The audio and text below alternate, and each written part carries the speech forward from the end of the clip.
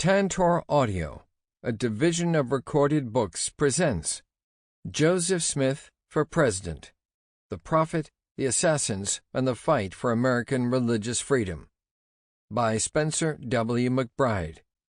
Narrated by Christopher Grove.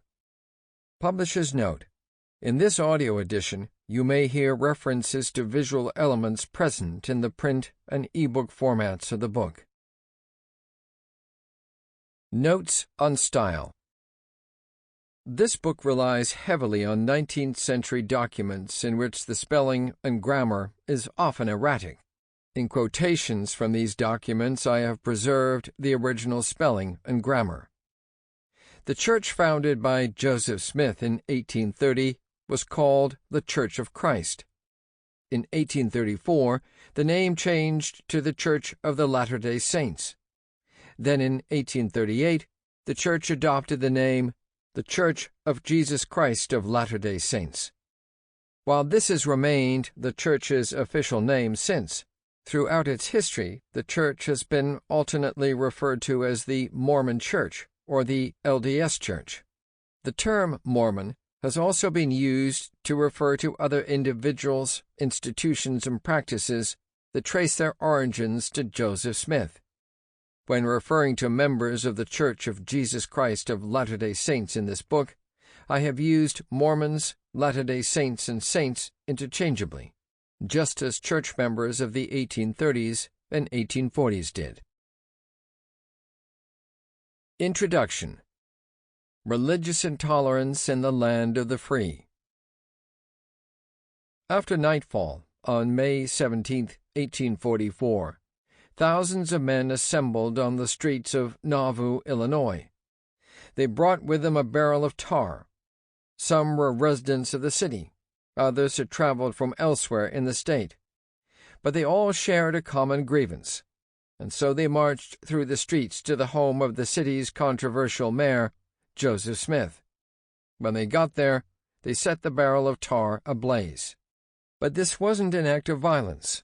It was a celebration. They had even brought a band with them.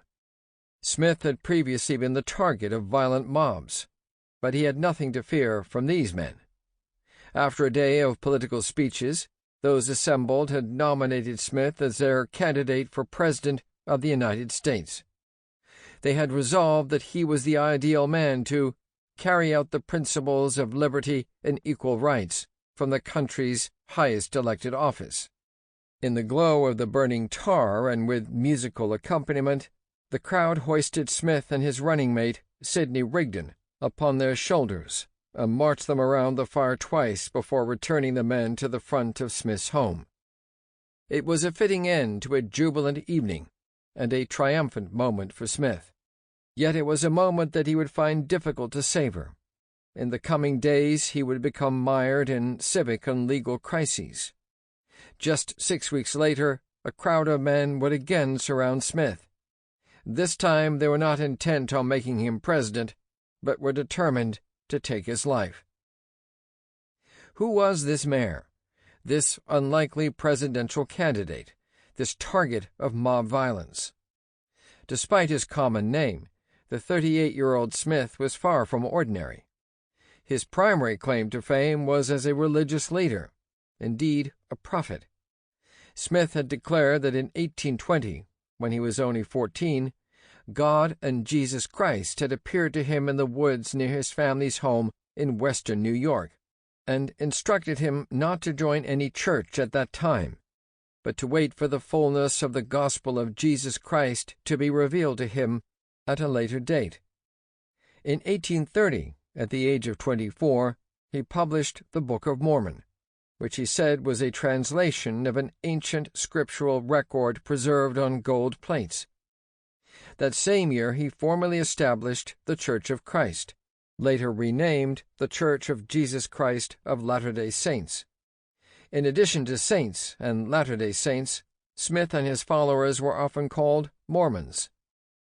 Eventually they set out for what was then considered the American West, where he took on the roles of urban planner, newspaper editor, mayor, and lieutenant general of his community's militia. Yet his candidacy for president was not the next step in a traditional political career. It was an act of desperation. For years, Smith had been lobbying the federal government to protect the civil rights of his followers. The Mormons had fled persecution during the 1830s in New York and then Ohio, but those experiences paled in comparison to what awaited them when they moved on to Missouri, a war waged against them by vigilante mobs and militiamen. After the Mormons took up arms to defend themselves and their homes, and after they made preemptive strikes against neighbors whom they believed sympathized with their persecutors, Missouri's governor, Lilburn W. Boggs, ordered that the Mormons must be treated as enemies and must be exterminated or driven from the state if necessary for the public peace. It was an extreme act for sure, one that Missourians would largely forget, but that would be seared into Mormon memory as the infamous extermination order. Starting in the frigid winter of 1838 and continuing into the following spring, the Mormons lived as refugees on the banks of the Mississippi River in western Illinois. Exiled from their homes, they began to pick up the pieces of their lives while Smith and other church leaders petitioned Congress for redress and reparations for their lost property in Missouri. However, by the end of 1843, all such petitions had failed. In a desperate final plea for federal support, and with new persecution rearing its head in Illinois, Smith wrote a letter to each of the 5 men expected to run for president. He asked each one what he would do as president to aid the Mormons in their petitioning efforts. Only 3 of the men responded, and none of them pledged to help. Believing that the only way to obtain federal support for their rights as Americans was to effect a major philosophical change within the national government, in January 1844, Smith announced his candidacy for president. Smith was a presidential candidate unlike any other the United States had seen. In a country that earnestly sought the separation of powers in its burgeoning democratic system, many Americans saw in Smith a dangerous combination of religious, civic, and military authority. Some 25,000 Mormons throughout the United States followed his revelations because they viewed him as a prophet, delivering the word and will of God. Approximately 12,000 citizens of Nauvoo, Illinois, followed his civic orders as their mayor, and the nearly 2,500 men enlisted in that city's militia followed his calls to battle as their commanding officer. While some Americans openly laughed at the prospect that Smith might win the White House, behind much of the mockery was a profound fear of what a Smith presidency would mean for the nation's still fragile democracy. It wasn't just Smith's background that made him an unusual candidate. So did his campaign platform. In a widely distributed pamphlet, Smith weighed in on several of the most controversial issues of his day. Combining innovative pragmatism with naive idealism, he called for extreme action to halt what he described as the country's decline. He called for the total abolition of slavery through the purchase and subsequent manumission of slaves by the federal government. He advocated for the complete closure of the country's penitentiaries. He called for the reestablishment of the National Bank to stabilize an economy susceptible to extreme booms and busts. Furthermore, he made an appeal for the expansion of the country's borders until it filled all of North America, but only after the Native Americans in those territories consented to the expansion. But his most prominent campaign position was a call to empower the federal government to protect the religious freedom of all Americans. By 1844, the history of the United States was already littered with cases of religious persecution. Jews throughout the country had experienced frequent discrimination and occasional violence since the colonial era. Many mainline Protestant Christians worked to keep the country's rapidly growing Catholic population relegated to a second-class citizenship, and in some of the most violent expressions of their religious intolerance, destroyed private property and took the lives of their Catholic countrymen. In addition, smaller religious groups, such as the Shakers, faced systemic religious discrimination through state laws and abuse at the hands of angry mobs. The Mormons were definitely a persecuted religious minority, but they were hardly the only one. Yet, for as common and consistent as religious discrimination and persecution have been throughout the history of the United States, such historical episodes are not widely known by 21st century Americans. Then, as now, many Americans have chosen to focus on a dramatic narrative of the country's past, in which the blood of American patriots stained the soil of their homeland to preserve a set of freedoms that included the rights for all men and women to worship as they please. These simplistic celebratory accounts of the country's founding cement the misguided notion that the disestablishment of state churches during the years that followed the Revolution and the protection of religious expression in the Bill of Rights brought about universal religious freedom. The reality is that these actions merely established an American ideal. The lived experiences of religious minorities throughout the history of the United States clearly demonstrates the persistence of intense and at times violent religious inequality in the country that lauds itself the land of the free. To celebrate the sincere efforts of several early American leaders to bring about universal religious liberty, without considering the many moments in which their countrymen fell short of such a noble ideal, is to perpetuate what one historian has termed fables we forget by. In forgetting, or worse, never learning, the troubling plights of religious minorities and the history of a country that aspires to loftier heights, Americans comfortably situated in the cultural mainstream celebrate their exceptional level of freedom, while many of their fellow citizens suffer the effects of systemic discrimination and fear-driven persecution. The perpetuation of such myths, cherished though they may be by some, nearly ensures that the country will fail to make good on its promise of liberty and justice for all. If we want to understand the persistence of religious inequality in American society, Smith's presidential campaign offers an indispensable lens. 1. A lesson in political negotiations. Joseph Smith was impressed by the White House, by its occupant less so. At least that is what he reported to his brother Hiram in a December 1839 letter. We found a very large and splendid place surrounded with a splendid enclosure decorated with all the fineries and elegancies of this world, Smith wrote. But as for Martin Van Buren, he is a small man, Smith stated, with a sandy complexion and ordinary features, with frowning brow and considerable body, but not well proportioned as his arms and legs, and to use his own words, is quite fat.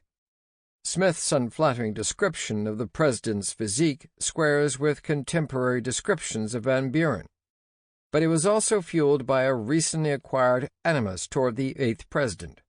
When Smith journeyed to Washington, D.C. from Nauvoo, Illinois, in the fall of 1839, it was not to see the nation's capital as a tourist or to hobnob with that city's influential men.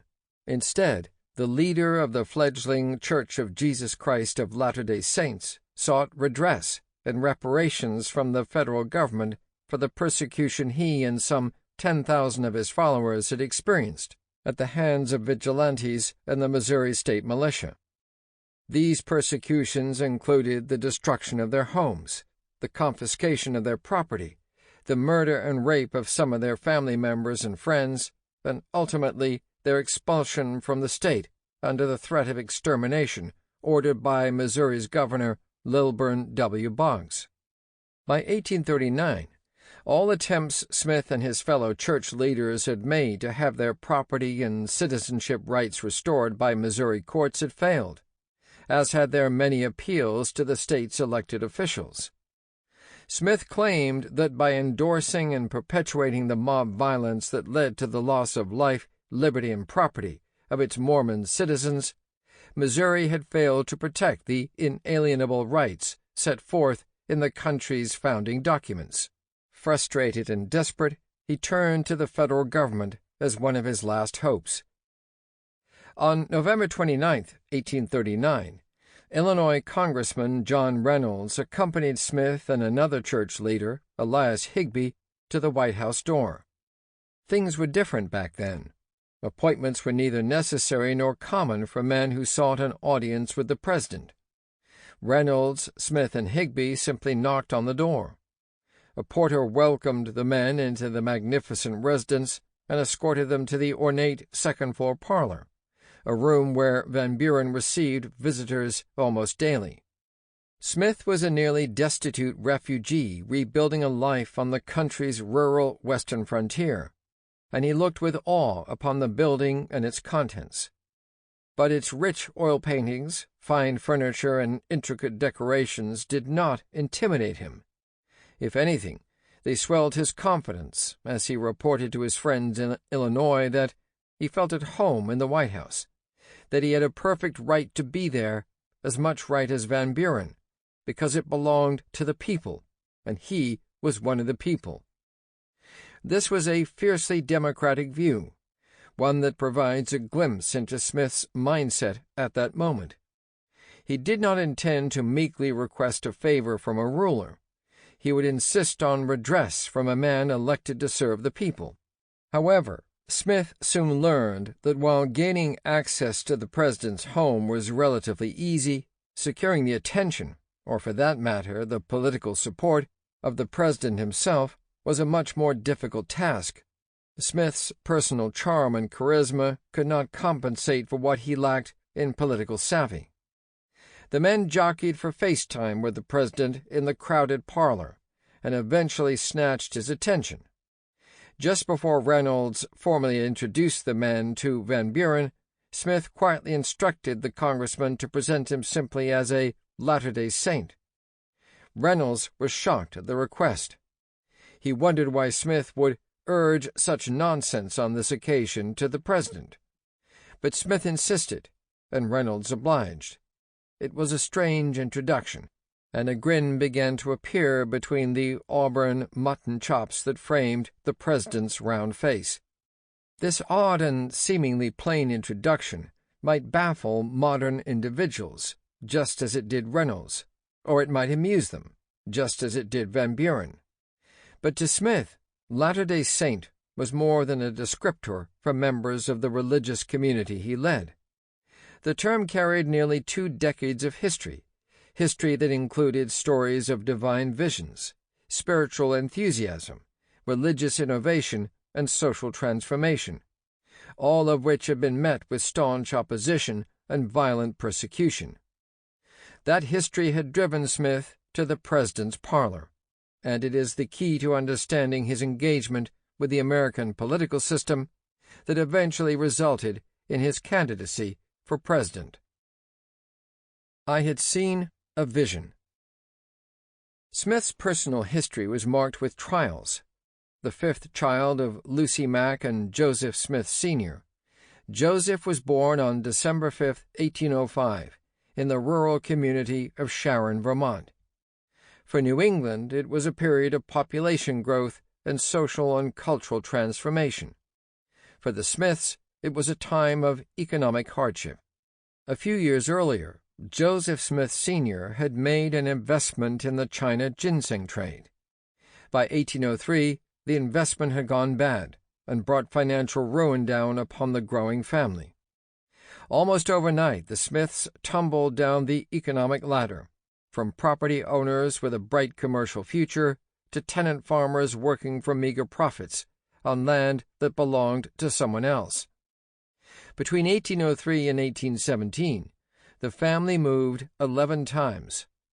Consequently, Joseph Smith grew up as a poor farm boy with limited education. As he wrote in his personal history several years later, he was merely instructed in reading, writing, and the ground rules of arithmetic. When Smith was 10, his family, having grown weary of the endless cycle of tenant farming, joined thousands of others in bursting free from the economic constraints of New England by moving to western New York, a place where land was cheaper and more plentiful. They purchased a farm just south of Palmyra, a little village that exuded the energy of a much larger town. The construction of the Erie Canal along the northern edge of the village enlivened the hopes of residents for the growth and prosperity that the artificial waterway promised to bring. Yet the prospect of an economic boom was not the only reason for excitement in the area. Fiery itinerant preachers traversed the region intent on rousing the area's settlers with the fervor of Christian conversion. A series of religious revivals, a part of a national spiritual awakening, brought a number of these preachers into Smith's neighborhood. Revivals held in churches and in front of makeshift outdoor stages captured the attention of local residents. However, as church attendance and membership rose rapidly in these rural communities, so too did the tide of religious debate. Starting in late 1817, the Smiths found themselves in the midst of what Smith later described as an unusual excitement on the subject of religion. Although he was only 12 years old, Smith's mind became seriously impressed with regard to the all-important concerns for the welfare of his immortal soul. In such a religious environment, he had intimate acquaintance with those of different denominations, including members of the clergy who sought to recruit him to their particular forms of Christian worship. Yet Smith rebuffed their invitations, explaining that these clergymen caused him to marvel exceedingly, for I discovered that they did not adorn their profession by a holy walk and godly conversation. The seeming hypocrisy of the local clergy was not all that troubled the teenaged Smith. He expressed confusion about which of all the denominations seeking converts in the area practiced the religion of Jesus Christ as set forth in the Bible. In the midst of this war of words and tumults of opinions, Smith recalled, I often said to myself, what is to be done? Who of all these parties are right, or are they all wrong together? After nearly 2 years of spiritual exploration and contemplation, the 14-year-old Smith determined that he would find a private place to pray to God in the hopes of obtaining clarity. Sometime in the spring of 1820, Smith ventured into the woods near his family's small log cabin. The woods were part of a dense, deciduous forest. The trunks of beech, maple, and poplar trees reached upward as their branches stretched outward, seemingly intertwining with each other in a chaotic effort to provide shelter for the forest floor. Adorning each branch were countless tiny buds, waiting impatiently for warmer weather to arrive. Smith found solitude in this space and began to pray. Several times over the years that followed, Smith told the story of what happened in the woods that day. Reactions from audiences ranged from sincere belief to utter disdain, with sizable amounts of easy dismissal and light-hearted mockery scattered in between. According to Smith, on that fateful day, a pillar of light illuminated the forest around him, and in that pillar 2 divine persons appeared. One introduced the other as his only begotten son, and told Smith to hear him. Smith reported that they instructed him not to join any of the churches then vying for his loyalty. The true Christian church, the church of Jesus' time, would be revealed to him at a later date. Over the next several years, as Smith recounted, he experienced a series of angelic visits directing him to a nearby hill, where he unearthed a set of thin gold plates.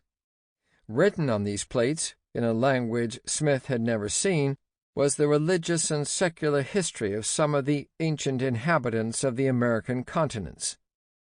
Claiming that he translated the record by the gift and power of God, Smith published them as the Book of Mormon in 1830, when he was just 24. The book's text claimed that its publication was a sign that mankind was in the prophesied last days before the second coming of Jesus. That same year, Smith founded a church, the members of which viewed him as more than a minister. They followed him as a prophet, akin to those whose lives were captured in the pages of the Old Testament. The farm boy turned prophet had come a long way from his obscure childhood. In every town and city he entered from that point on, Smith attracted attention, sometimes praise, but often severe criticism. The same can be said of the religious community he led. Wherever the Mormons went, converts followed, as did controversy and violent opposition. Through it all, Smith remained adamant that his spiritual encounters were real. "I had actually seen a vision," he averred in his personal history, adding somewhat poetically, "I knew it, and I knew that God knew it, and I could not deny it. Neither dare I do it." The City of Zion. Smith dreamed big. He was not content to lead just another church in an expanding American religious landscape. He believed he was called by God to do something more. Indeed, it was Smith's grand visions, and the charisma with which he articulated them, that helped attract thousands of converts in a relatively short period of time. Still, the attraction to Smith and Mormonism went deeper. To a growing number of Americans dissatisfied with their options in the religious marketplace, Smith and his claims of divine encounters seemed to promise a more direct connection to the sacred. In ways that were increasingly popular among new Christian denominations in the early 1800s, Smith urged men and women to read ancient scriptures with fresh eyes, and to discover religious truth without the interference of established clergymen. But he took these popular religious developments a step further, encouraging his followers to see their day and age as a continuation, a restoration, of biblical times in which prophets acted as spokesmen for an unseen God. Smith's eagerness to cast his new Christian denomination as the restoration of an ancient one is apparent in the term he and his followers soon used to describe themselves: Latter-day Saints. According to the New Testament, members of the primitive church were called saints. It was only centuries later that the Catholic Church started applying the term to deceased men and women, whom it wished to honor for living virtuous lives. By calling themselves Latter-day Saints, they were declaring that their church was the primitive church restored to modern society, and linking themselves to the men and women who communed with Jesus during his lifetime, and his apostles after his crucifixion. Although Smith eventually used the term from time to refer to himself, his followers, and their religious movement, Mormon was initially a derogatory term used by critics. Smith maintained that in order to restore the original church, believers needed to build their own communities. Accordingly, Mormon converts would often relocate as soon as their circumstances allowed, so that they could live in close proximity to their fellow believers. It was a lot to ask, but many Mormons gladly shouldered the load, believing that their lives had taken on a deeper significance. While the settlement patterns, economic development, and religious revivals of Western New York combined to create an environment conducive to the rise of this new, homegrown religious movement, the region could not contain Smith for long. He and many of his earliest followers were simultaneously pushed and pulled from the state. The push came from the severe and sometimes violent opposition they faced, often centered on a bevy of unorthodox doctrines, including the beliefs that God had recommended directing mankind through a mortal prophet, that the Book of Mormon was as much a scripture as the Old and New Testaments, and that the scriptural canon was open, which is to say that more scripture was coming. The pull was the reprieve from persecution they hoped would come from joining a large number of enthusiastic new converts who had already settled in Ohio. In 1831, Smith moved the headquarters of the church to the burgeoning town of Kirtland, just 20 miles east of present-day Cleveland. Shortly thereafter, in July... Sample complete. Ready to continue?